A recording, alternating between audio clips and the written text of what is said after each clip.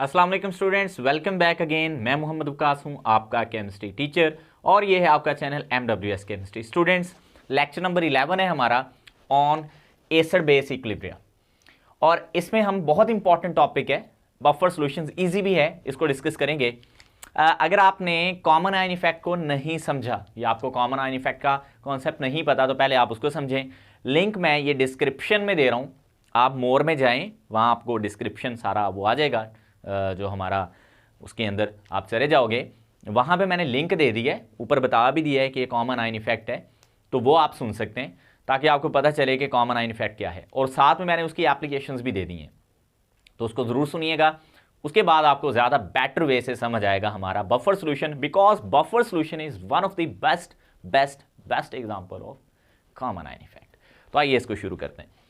Buffer solution क्या होता है? ये बफर सोल्यूशन, बफर का बेसिकली मतलब ये होता है किसी चीज़ को जो है ना, किसी चीज़ के असर को ज़ाया करना, या उसको आप यूँ समझ लो एक तनासब में लेके आना, उसको वापस रेजिस्ट करना। ठीक है, ये हमारे पास बफर होता है, यानी किसी भी मामले को सुलझाने की तरफ लेके जाना ना, ये बफर को हम नॉर्मली बफर कहते हैं इसको। तो जो बफर सोल्यूशन की बेसिक डेफिनेशन है यहाँ पे क्या है, ये हमारे पास ऐसे सॉल्यूशंस होते हैं जो अपनी पीएच में चेंज के खिलाफ रेजिस्ट करते हैं जब इनके अंदर स्मॉल अमाउंट ऑफ एसिड और बेस हम ऐड करते हैं। द सॉल्यूशंस which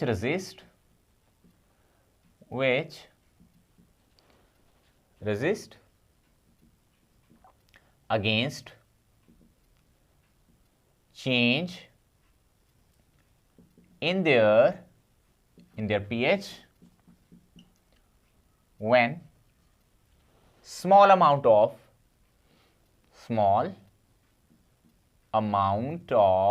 acid और बेस इज एडेड,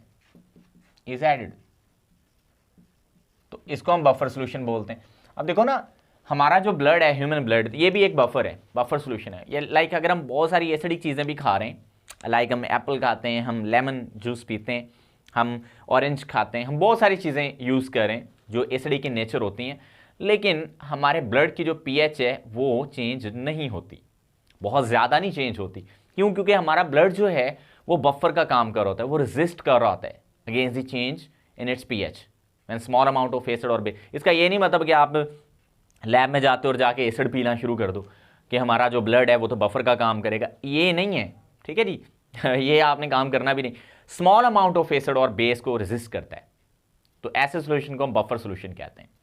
कैसे करेगा ये रेजिस्ट, इस पर तो हम आते हैं। पहले हम वही एग्जाम्पल जो हमारा ह्यूमन ब्लड है उसकी ले लेते हैं पहले, फिर हम इसमें देखेंगे कि हमने कैसे पीएच को कैलकुलेट करना है बफर सोल्यूशन की with the help of Henderson equation.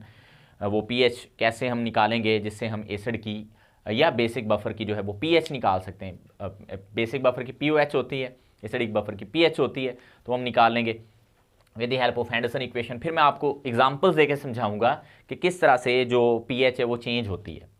ठीक है, तो इसी सारे लेक्चर में आपको ये चीज़ें एक ही लेक्चर में पता चल जाएंगी। तो देखते हैं हमारा ब्लड कैसे बफर है। जो हमारा ह्यूमन ब्लड है ना, इसकी जो पीएच है, नॉर्मल पीएच, ये होती है 7.35, ये है नॉर्मल। इतनी पीएच ह्यूमन ब्लड की नॉर्मल होती है। अगर पीएच ह्यूमन ब्लड की लेस देन 7.0 हो जाए और मोर देन 8.0 हो जाए तो डेथ हो सकती है, हो नहीं सकती बल्कि हो जाएगी, खुदा ना खास्ता। ठीक है जी, देखो हमारे ब्लड की पीएच कितनी है, 7.35, ये नॉर्मल है। लेकिन अगर पीएच 7 से कम हो गई या 8 से ज़्यादा हो गई तो डेथ अल्टीमेट हो जाएगी। अब क्यों नहीं होती? क्योंकि हमारा ब्लड जो है बाय नेचर बफर है, और ये अपनी पीएच में रेजिस्ट करता है चेंज के खिलाफ, यानी पीएच चेंज नहीं होने देता बहुत ज़्यादा, बहुत वाइड रेंज में, थोड़ी थोड़ी तो चेंज होती रहती है, लेकिन उसको रिटेन कर लेता है दोबारा 7.35 पे, और इसकी वजह है हमारे ब्लड का बफर होना। अब ये जो बफर है, एक तो हमारी ह्यूमन बॉडी में ही इसकी बहुत बड़ी एप्लीकेशन है ब्लड की फॉर्म में, एक तो ये, इसके अलावा इसकी बहुत सारी एप्लीकेशन इंडस्ट्रियल हैं, यानी एनालिटिकल जो हमारी केमिस्ट्री है जिसमें हम क्वालिटेटिव और क्वांटिटेटिव एनालिसिस करते हैं, एनालिटिकल केमिस्ट्री, उसमें बफर सॉल्यूशंस बहुत ज़्यादा अपना इंपॉर्टेंट रोल प्ले करते हैं। ये हमारे एनालिटिकल केमिस्ट्री, इसमें दोनों एनालिसिस आ जाते हैं, क्वालिटेटिव भी, क्वालिटेटिव, और दूसरे इसमें क्वांटिटेटिव एनालिसिस। इन दोनों में बफर सॉल्यूशन बहुत इंपॉर्टेंट रोल जो है वो प्ले करते हैं। एक तो ये बात। इसके अलावा जो बायोलॉजिकल फील्ड है, बायोलॉजिकल फील्ड, ये बायोलॉजिकल एप्लीकेशन आप इसकी समझ लो। बायोलॉजिकल एप्लीकेशन इसमें ये हैं कि जैसे अगर आप बात करो क्लिनिकल लैब की, जहाँ पे हम अपने ब्लड सैंपल्स वगैरह करवाते हैं, वहाँ पे भी वो जो सॉल्यूशंस यूज़ करते हैं वो बफर होते हैं, ठीक है। तो बायोलॉजिकल इसकी एक एप्लीकेशन तो क्लिनिकल लैब हो गई, ठीक है। इसके अलावा सेल बायोलॉजी में इसका बहुत बड़ा यूज़ है। ये आप सारी बातें आपको पता होनी चाहिए, थ्योरेटिकली आप लिख सकते हो। सेल बायोलॉजी में इसका यूज़ होता है। इसके अलावा इसका सॉइल एनालिसिस में भी यूज़ होता है। ये भी एक किस्म का आप समझ लो बायोलॉजिकल इसकी एप्लीकेशन है, ऑर्गेनिक फील्ड है ये। तो सॉइल एनालिसिस में भी इसका हम इस्तेमाल बहुत ज़्यादा करते हैं, ठीक है। इस तरह की इसकी एप्लीकेशन हमारे पास होती हैं, वाइड रेंज एप्लीकेशंस हैं। So these are called buffer solutions. तो अभी तक हमने ये समझा बफर सॉल्यूशन। अब बफर सॉल्यूशन दो तरह के होते हैं, अभी थोड़ी देर पहले मैं आपको बताया भी, एसिडिक बफर सॉल्यूशन और बेसिक बफर सॉल्यूशन। तो पहले हम समझते हैं, इनकी दो टाइप्स होती हैं, ये देख लो, एसिडिक बफर होते हैं, एसिडिक, और बेसिक हमारे पास होते हैं बफर सॉल्यूशंस। अब एक तो ये बात पता चल गई, ये टाइप में दो तरह के होते हैं। अब पहले मैं आपको बताऊंगा एसिडिक बफर कौन से होते हैं और इनको कैसे प्रिपेयर करते हैं। बड़ी इंपॉर्टेंट बातें आपसे शेयर करने जा रहा हूं। तो पहले ये देख लेते हैं acidic buffer solutions, acidic buffer solutions. अब ये क्या होते हैं? अच्छा जी, ये जो हमारे पास एसिडिक बफर सॉल्यूशंस होते हैं ना, इनकी जो पीएच है वो लेस देन 7 होती है। जैसे हमारे पास एसिड होता है, एसिड की पीएच जो होती है वो लेस देन 7 होती है। तो इनकी जो पीएच होती है वो भी लेस देन क्या होती है? ये 7 होती है। पीएच लेस देन होती है इनकी 7। अब इनको कैसे तैयार करते हैं? बाय एडिशन ऑफ कौन सा? Weak acid. कोई वीक एसिड लेके, weak acid and salt of it, with strong base, अब ये दो बातें हैं। अच्छा, इसको समझना काफी थोड़ा सा मुश्किल होता है पहली दफा अगर आपने बफर सॉल्यूशंस को पढ़ना है। बहरहाल मैं आपको इसको क्लियर कर देता हूं इस पॉइंट को। एक तो आपने इसमें वीक एसिड देना है। अब वीक एसिड जैसे हमारे पास एसिडिक एसिड है, एसिडिक एसिड एक वीक एसिड है, ठीक है।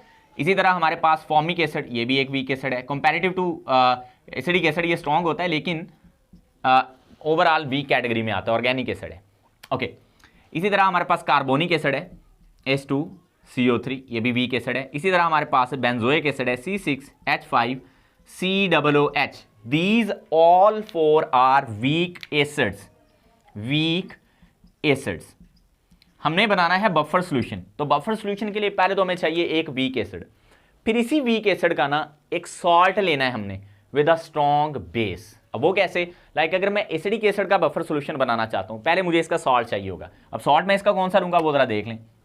मैं इसका सॉल्ट ले लेता हूं CH3COONA, CH3COO। अब ये मैंने सॉल्ट बनाया कैसे? आखिर ये हम जो सॉल्ट ले रहे हैं ना यहाँ पे, ये हमने बनाया भी तो होगा ना किसी तरीके से। अब ये कैसे हमने बनाया ये जरा आपने समझना है। हमने यही वीक एसिड जो है ना ये लिया है, यानी ये जरा देखना, ये वीक एसिड मैंने लिया CH3COOH। इसका रिएक्शन मैंने किसी स्ट्रॉन्ग बेस से करवाया, जैसे NaOH है। तो जब ये रिएक्शन हुआ तो यहां पे बना CH3COONA और प्लस में बना वाटर। अब ये जो है ना ये सॉल्ट मैंने इधर इस्तेमाल करना है, इन दोनों को मिलाना है, तो हमारे पास इसका जो सोल्यूशन होगा that will be called buffer solution. और ये सॉल्ट मैंने कैसे तैयार किया वो जरा देखें। इसी एसिड को लिया और किसी स्ट्रॉन्ग बेस के साथ रिएक्ट करके सॉल्ट बनाया और उसको लेके एसिड के साथ मिलाना है जो कि वीक एसिड था, फिर इनका जो सोल्यूशन होगा that is called buffer solution. तो फिर इसका सॉल्ट क्या होगा हमारे पास? Yes, HCOONA। इसका हो सकता है, यहां पे देखो आपके पास 2 प्रोटॉन है, ठीक है। तो सोडियम कार्बोनेट हमारे पास होता है Na2CO3, तो ये इसका सॉल्ट हो गया। और यहां पे इसका सॉल्ट क्या होगा? C6H5COONA। तो ये सारे सॉल्ट्स हैं। अब एक बात आपने सारों ने याद रखनी है, ये मैं सॉल्ट जो है वो नीचे लिख देता हूं, ये सॉल्ट्स हैं सारे। जब भी आप वीक एसिड को इसके सॉल्ट के अंदर डालोगे ना, इसी वीक एसिड के सॉल्ट के अंदर जो कि हमने स्ट्रॉन्ग बेस के साथ रिएक्ट करके बनाया होगा, तो ये जो हमारा इलेक्ट्रोलाइट होगा ना, दैट इज स्ट्रॉन्ग इलेक्ट्रोलाइट, और ये हमारा वीक इलेक्ट्रोलाइट होगा। एक यहां पे स्ट्रॉन्ग इलेक्ट्रोलाइट होगा, that will be strong electrolyte, strong one. मैं strong sorry, I am really sorry, ये वीक है, सॉरी ये वीक इलेक्ट्रोलाइट है, मैं इलेक्ट्रोलाइट की बात करूं, ठीक है, ये वीक इलेक्ट्रोलाइट और ये वाला यहां पे स्ट्रॉन्ग इलेक्ट्रोलाइट होगा। तो ये फिर कॉमन आयन इफेक्ट की वजह से काम करते हैं। ये जो है ना इनका एक्शन, वो हम किसी और लेक्चर में मजीद देखेंगे जाके कि किस तरह से कॉमन आयन इफेक्ट की वजह से ये एक्ट करते हैं, जिसको हम एक्शन ऑफ बफर सॉल्यूशन कहते हैं। अभी आज हम ये थोड़ा सा इंट्रो लेके इसकी हैंडरसन इक्वेशन को जो है वो हम यहाँ पे इवैल्यूएट करने की कोशिश करेंगे। तो आइए नेक्स्ट हमारे पास उसकी डेरिवेशन करने की कोशिश करेंगे इवैल्यूएट करके। एसिडिक बफर सॉल्यूशन जो हमारे पास, ये तो हमने देख लिया। अब देखेंगे बेसिक बफर सॉल्यूशंस क्या होते हैं। बेसिक, उसकी मैं कम एग्जांपल ले लेता हूँ, मतलब मेन चीज़ आपको समझाना मकसद था, वो उम्मीद है कि समझ आ गई होगी। बेसिक बफर सॉल्यूशंस, हाँ अब आप खुद सोचें, जो इनकी पीएच होगी वो मोर देन 7 होगी। एक तो ये बात, तो वहाँ पे हमने लिखा था लेस देन 7, तो यहाँ पे क्या होगा, इनकी जो पीएच होगी वो क्या होगी, मोर देन 7 होगी। एक तो ये, फिर यहां पे हमने लिखा था by addition of weak acid, तो यहां पे हम क्या लिखेंगे, by addition of weak base, आगे एंड सॉल्ट ऑफ इट, अब यहां पे and salt of it with strong acid. वो हमने स्ट्रॉन्ग बेस से बनाया था, ये हम स्ट्रॉन्ग एसिड से बनाएंगे। अब इसके एग्जांपल कोई भी ले लो, लाइक एक मैं एग्जांपल यहां पे ले लेता हूं। चलो ये हमारे पास एक वीक बेस है अमोनियम हाइड्रोक्साइड। अमोनियम हाइड्रोक्साइड हमारे पास एक वीक बेस है। मैं इसका जब सॉल्ट लूंगा ना वो NH4Cl होगा, अमोनियम क्लोराइड। ये इसका सॉल्ट है भाई, सिंपल देख लें, ये इसका सॉल्ट है और ये हमारे पास वीक बेस है, वीक बेस। अब ये सॉल्ट हमने कैसे बनाया, ये वाला, ये जैसे यहां पे हमने किया था ना, एक वीक एसिड दिया था, यहां पे हम वीक बेस ले रहे हैं NH4OH, और इसका रिएक्शन किसी स्ट्रॉन्ग एसिड से करवाएंगे। पहले स्ट्रॉन्ग बेस से करवाया था, वो वीक एसिड था, स्ट्रॉन्ग बेस से करवाया था, ये वीक बेस है, स्ट्रॉन्ग एसिड से करवा रहे हैं, उल्टा काम करे। तो यहां पे इसका सॉल्ट बनेगा अमोनियम क्लोराइड, और साथ में वाटर बनेगा, वाटर ही बनेगा, अमोनियम क्लोराइड बन गया, ये वाला इधर, हाँ साथ में वाटर बनेगा, बिल्कुल सही है। तो ये अब ये इन दोनों का जो सोल्यूशन बनेगा ना, that will be a buffer solution which act like a basic buffer solution because have pH more than 7। तो यहां तक था हमारे पास इंट्रो अबाउट बफर सॉल्यूशंस। अब हम देखेंगे कि वो हैंडरसन जो इक्वेशन है उसको हमने कैसे डिराइव करना है, और लास्ट में हमने कैसे जो उसकी इक्वेशन है उसको हमने डिराइव करके फाइनलाइज करना है, और फिर चंद एग्जांपल से मैं आपको समझाऊंगा किस तरह से ये बफर सॉल्यूशंस हैं वो काम करते हैं।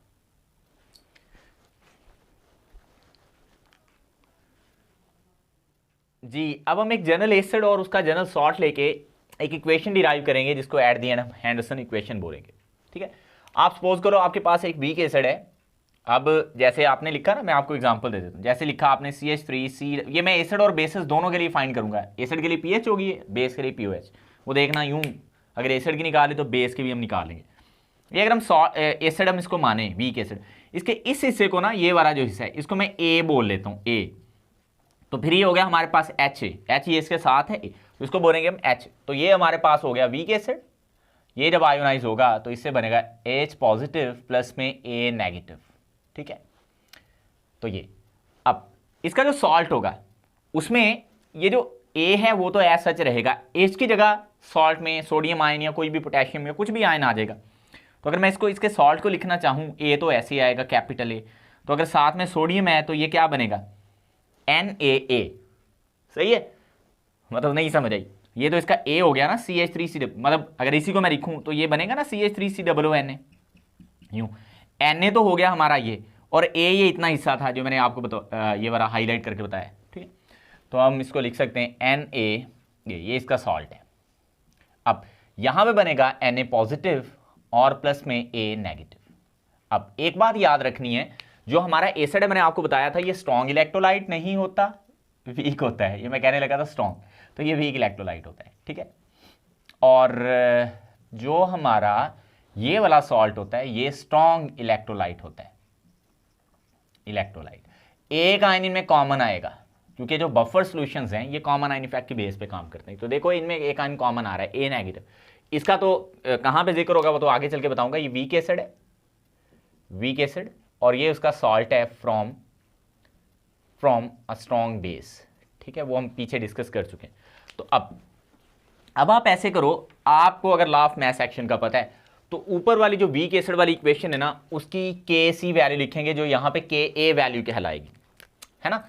तो के ए हमारे पास आ जाएगा H पॉजिटिव आयन, इनकी कंसंट्रेशन, ए नेगेटिव आयन, और नीचे आ जाएगा HA। ये हमने निकालनी है पीएच। अब आपको पता है pH negative logarithm of H positive ion होता है, तो मैं H पॉजिटिव आयन को बाकी सब वैल्यू से आजाद करवाऊंगा। यहां H पॉजिटिव आयन ही रहने देता हूं और बाकी सबको इधर ले आओ, तो के ए मल्टीप्लाइज बाय HA हो जाएगा यहां पे, और नीचे आ जाएगा A नेगेटिव।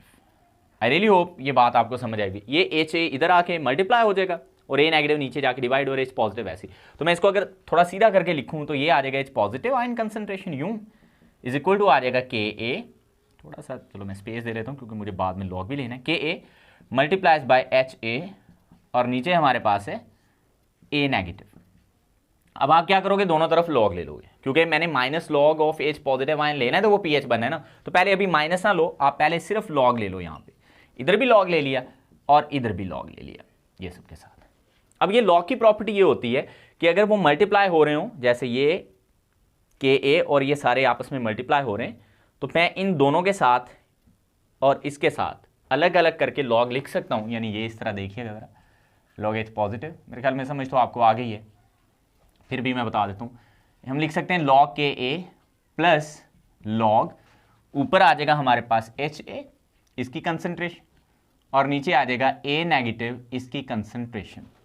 अब आपने काम क्या करना है, आपने ना सबको माइनस लॉग, यानी जितने भी लॉग हैं उनका -1 से मल्टीप्लाई कर दो, सिंपल इज दैट। तो मैं यहां पे कर दूं, चलो अगले स्टेप में कर लेता हूं। ये minus log of H positive ये हो गया, इसको भी माइनस से मल्टीप्लाई, इधर भी माइनस लॉग ऑफ के ए, इधर भी माइनस से मल्टीप्लाई करेंगे, तो ये हमारे पास कुछ यूं बन जाएगा, ए इस तरह से ऐसे। अब ये जो चीज़ है इसमें ये कहलाती है पीएच और ये कहलाती है पीके ए वैल्यू, ठीक है। माइनस लॉग ऑफ के, minus log of H positive ion जो होती है वो पीएच होती है, और ये बनेगी माइनस लॉग। अगर मैं इसको प्लस कर दूं तो A नेगेटिव को मुझे ऊपर लेना पड़ेगा और HA को मुझे नीचे लिखना पड़ेगा, तो इस तरह से गलत नहीं होगा, ठीक है। ये लॉ की प्रॉपर्टी होती है, नीचे वाली वैल्यू को ऊपर, ऊपर वाली वैल्यू को नीचे लिखोगे तो ये माइनस जो है वो प्लस हो जाएगा। अब यहां तक देखें, ये तो HA तो हमारे पास वीक एसिड है, ये तो अंडरस्टूड बात है, लेकिन A नेगेटिव दो में है, एसिड में भी है और सॉल्ट में भी है। लेकिन आपको पता है ज्यादा स्ट्रॉन्ग इलेक्ट्रोलाइट कौन है, सॉल्ट। तो ये जो A नेगेटिव है यहां पे, ये सॉल्ट में से आएगा। ये A नेगेटिव इसकी दादागिरी सॉल्ट में से होगी, क्योंकि salt is the strong electrolyte. तो मैं इसको यूं लिख सकता हूं फिर एट द एंड, ये हमारी हैंडरसन इक्वेशन डिराइव हो चुकी है। PH is equal to pK plus log, ऊपर आ जाएगा सॉल्ट और नीचे आ जाएगा एसिड, और दोनों की कंसंट्रेशन को मैं कलेक्टिवली यूं लिख सकता हूं। That is the final form of Henderson equation to calculate the pH of a buffer solution. इसका मतलब इस हैंडरसन इक्वेशन की मदद से हम अपनी मर्जी की पीएच का भी बफर सॉल्यूशन बना सकते हैं, यानी हमने किस पीएच का बफर सॉल्यूशन बनाना है वो हम बना सकते हैं। अगर हमने बेसिक बनाना है तो उसके लिए हम POH के लेते हैं, तो उसके लिए आ जाएगा PKB, यहाँ एक ही जगह PKB आ जाएगा, प्लस लॉग, ऊपर सॉल्ट ही रहेगा और नीचे एसिड की जगह यहाँ पे बेस की कंसंट्रेशन को हम लेंगे। So this one is also Henderson equation but for basic buffer solutions. I really hope यहाँ तक आपको बहुत आसानी से और क्लियरली चीज़ों को आप समझ पाए होंगे, अंडरस्टैंड कर पाए होंगे। अगर यहाँ तक आपको समझ आ गई है तो इसको लाइक कर दें और जिन दोस्तों को इसकी ज़रूरत है उसके साथ शेयर करें। अब आखिरी चीज़ मैं इसमें आपसे शेयर करता हूँ, लेकिन यहाँ तक आप पहले इसका स्क्रीनशॉट ले लो।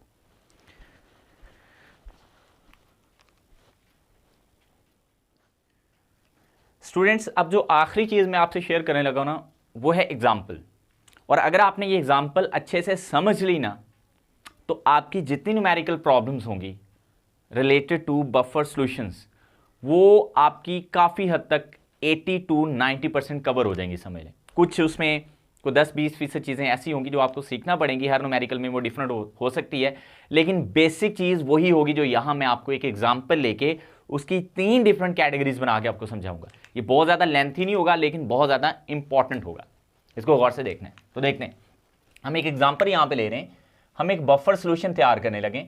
अच्छा, यहाँ पे एक पहली चीज़ भी आपको बताऊंगा कि बेस्ट बफर सोल्यूशन कैसे तैयार होता है। हम जब भी बफर सोल्यूशन बनाते हैं, let's suppose we are going to prepare acidic buffer solution, so we have to required weak acid with a salt of it with a strong base. तो हम पहले वीक एसिड ले लेते हैं, तो वो वीक एसिड हमारे पास लेट्स सपोज एसिडिक एसिड है। इसकी जो कंसंट्रेशन हमने ली है वो हमारे पास है 0.10 मोलर। आप 0.1 भी लिख सकते हैं, 10 भी लिख सकते हैं, इतने मोलर है, 0.1 मोलर है। और इसका जो हमने सॉल्ट लिया ना with a strong base CH3COONA, उसकी कंसंट्रेशन भी हमने इतनी ही ली है जो कि है 0.10 मोलर। और जब भी आप ऐसा बफर सोल्यूशन तैयार करते हो ना जिसमें जितना आपका एसिड होता है उतना ही बेस होता है, या जितनी बेस होती है, सॉरी, जितना आपका पास एसिड होता है उतना ही उसके अंदर उतना सॉल्ट होता है। अगर बराबर कंसंट्रेशन से आप बफर सोल्यूशन तैयार करो, that buffer solution is the best. हमारे पास जो एसिडिक एसिड होता है ना, इसकी Ka वैल्यू होती है 1.85 इंटू 10⁻⁻⁵। तो ये हमारे पास इसकी Ka वैल्यू। अब चूंकि मैंने pH निकालनी है इस बफर सोल्यूशन की, तो मुझे ये इक्वेशन चाहिए। इसमें देखो pKa वैल्यू दी है, Ka वैल्यू नहीं है, तो पहले मैं इसको pKa बनाऊंगा। अब इसको pKa कैसे बनाना है? अब जो pKa होता है ना, that is the minus log of Ka, ये हम पहले पढ़ चुके हैं। तो मैं इसका माइनस लॉगरिथम लूंगा। मैं क्या करूंगा, इधर माइनस लॉग लूंगा Ka का, और इधर मुझे माइनस लॉग लेना पड़ेगा इस पूरी वैल्यू का, 1.85 इंटू 10⁻⁻⁵। अब ये तो बन गया pKa सीधा सीधा। अब इसकी जब मैं लॉग की प्रॉपर्टी का इस्तेमाल करूंगा, ये लॉग पहले इससे मल्टीप्लाई होगा, माइनस लॉग ऑफ 1.85, अब ये ज़रब हो रहा है तो plus into minus log of 10⁻⁻⁵। अब ये तो एसएच, इसका जो आंसर आएगा ना आप कैलकुलेटर से लोगे तो वो 0.26 आएगा, साथ में जो कि माइनस आ रहा है तो ये माइनस आ गया, इधर प्लस, ये प्लस ऐसी। अब लॉग की एक प्रॉपर्टी होती है, ये पावर जो होती है वो शुरू में आ जाती है, ये -5 ये माइनस, तो ये +5 हो जाएगा इंटू लॉग 10 बचेगा ना। अब लॉग 10 1 होता है, तो 5 इतना, इसका जवाब आएगा 4.74। ये इसकी क्या आ गई है, pKa वैल्यू। तो किसी भी न्यूमेरिकल में अगर आपने Ka को pKa बनाना हो तो ऐसे बनाते हैं, ये आपने याद रखना है। अब आपने क्या करना है, हमने चूंकि इसकी क्या निकालनी थी pH, तो pH निकालने के लिए हमारे पास यहाँ पे फॉर्मूला लिखा है, मैं इसी में पुट करके दिखाता हूँ आपको, देखो कैसे करोगे। अब आपने चूंकि pH निकालनी है, pKa हमारे पास आ चुकी 4.74 प्लस लॉग, ऊपर हम सॉल्ट की कंसंट्रेशन लिखेंगे जो 0.1 है, नीचे भी 0.1, तो 0.1 divided by 0.1, answer will be 1 and log 1 will be equal to 0। ये याद रखना है, यहां पे प्लस log 1 आ जाएगा, और 1 का जो log होता है वो 0 होता है। तो मेरे पास जो pH की वैल्यू आएगी that will be exactly equal to the pKa value of acid we are using in this buffer solution, जो कि CH3COOH है। इसकी pK वैल्यू कितनी आई है, 4.74, उतनी ही हमारे इस बफर सोल्यूशन की pH value I. So such type of buffer solutions are called best buffer solutions in chemistry and इसी तरह जो हमारे पास बेसिक बफर सॉल्यूशंस होते हैं, अगर उनमें बेस की कंसंट्रेशन और उसी के सॉल्ट की कंसंट्रेशन को अगर हम बराबर लें तो वहां पे जो POH आएगी वो उसी बेस की pKb वैल्यू के बराबर आएगी, जैसे यहां पे आई है pH वैल्यू इसकी pKa वैल्यू के बराबर। अब एक काम करो, अब मैं क्या करता हूं, मैं ना इसके अंदर बेस की कंसंट्रेशन को बढ़ाता हूं। मैं क्या करने लगूं, मैं यहां पे बेस की कंसंट्रेशन को बढ़ाता हूं, यानी इसके सॉल्ट की कहने का मतलब ये है, क्योंकि सॉल्ट बेसिक नेचर का है, तो इसके सॉल्ट की कंसंट्रेशन को मैंने कर दिया 1.0 मोलर, ये उतना ही रहने दिया। अब चूंकि ये बेसिक नेचर का है, गौर से बात समझ लो, चूंकि हमारा सॉल्ट बेसिक नेचर का है तो इट मीन्स ये पीएच को बढ़ाना शुरू कर देगा, क्योंकि जो बेस होते हैं वो पीएच को बढ़ाते हैं। इसका मतलब अगर मैं चाहता हूं कि मैं अपने बफर सोल्यूशन को 4.74 पीएच से ज्यादा पे तैयार करूं तो मैं क्या करूंगा, मैं इसमें सॉल्ट की कंसंट्रेशन को बढ़ाना शुरू कर दूंगा, एसिड की कंसंट्रेशन को कांस्टेंट रखूंगा। अब इसी को ये pKa वैल्यू तो उतनी रहेगी, ये वैल्यू चेंज नहीं होती, ये कांस्टेंट रहती है, ठीक है। ये कंसंट्रेशन चेंज करने से चेंज नहीं होती, हाँ ये टेम्परेचर चेंज करने से जरूर चेंज होती, यानी ये एट 25 डिग्री सेंटीग्रेड होती है। तो ये टेम्परेचर चेंज करने से तो चेंज हो सकती है, लेकिन ये कंसंट्रेशन को चेंज करने से चेंज नहीं होती, ये याद रखना है। अब ऊपर सॉल्ट की कंसंट्रेशन हमारे पास बढ़ गई है, कितनी होगी 1.0, नीचे कितनी है 0.1, वो उतनी रही है जो एसिड की कंसंट्रेशन थी। तो इसका जवाब आप जब करोगे ना कैलकुलेट, तो ये 10 आएगा। हाँ जी, ये 10 आएगा, और log 10 1 होता है, log 10 1 होता है। तो इसमें हम क्या अब ऐड करेंगे 1। तो जब यहाँ पे 1 ऐड होगा ना, तो मैंने आपको शुरू में क्या बोला था कि यहाँ पे pH हमारी बढ़ जानी है। तो अगर हम चाहते हैं हम एक ऐसा बफर सोल्यूशन तैयार करें जिसकी pH हमारे एसिड की pKa वैल्यू से ज़्यादा है, तो हम क्या करेंगे, सॉल्ट की कंसंट्रेशन को ज़्यादा लेंगे और एसिड की कंसंट्रेशन को कम लेंगे। I really hope you got this point. And यही चीज़ें न्यूमेरिकल में चेंज करके देता है आपको, यानी डिफरेंट करके। तो अब आप ऐसे करना चाहते हो कि नहीं भाई, जो हमने बफर सोल्यूशन तैयार किया ना, जिसकी pH हमारे पास 4.74 आई थी, जो हमारा बेस्ट बफर सोल्यूशन बना था, हम इस pH से कम pH वाला जो है वो बफर सोल्यूशन बनाना चाहते हैं। तो आप करोगे क्या, सही समझे हो, क्या करोगे, एसिड की कंसंट्रेशन को ज़्यादा कर लोगे और उसके सॉल्ट की कंसंट्रेशन को कम कर लोगे। यहाँ पे आपने उल्टा काम करना है। अब क्योंकि एसिड ज़्यादा लोगे तो pH को ये कम कर देगा, और सॉल्ट की कंसंट्रेशन को आपने जो शुरू में पहले एग्जाम्पल में किया था वो करोगे। तो यहाँ ये सारा, ये तो वही रहेगी, यहाँ पे उलट जाएगा, यहाँ आएगा ऊपर 0.1 और नीचे आएगा 1, ऐसे ही होगा। तो यहाँ पे इसका आंसर आ जाएगा 0.1 नहीं, और log 0.1 -1 होता है। तो देख लो यहाँ पे 3.74 विल बी दी आंसर। ये थी बच्चों हमारे पास, बल्कि बड़ों सारी, ये दोनों के लिए स्मार होती है, इंटर क्लासेस के भी और BS क्लासेस के भी, उसमें सारे आ जाते हैं। मैं उम्मीद करता हूँ ये चीज़ें आपको समझ आई होंगी, जिसमें हमने बफर सॉल्यूशंस को पढ़ा, बफर सॉल्यूशन की pH एंड POH कैलकुलेट करने का हेंडरसन इक्वेशन वाला फॉर्मूला सीखा, और लास्ट में मैंने आपको बहुत ट्रिकी चीज़ें बताई हैं कि कैसे हम अपनी मर्जी का बफर सॉल्यूशन तैयार कर सकते हैं और उसकी pH को कम या ज़्यादा कर सकते हैं। अल्लाह हाफिज़।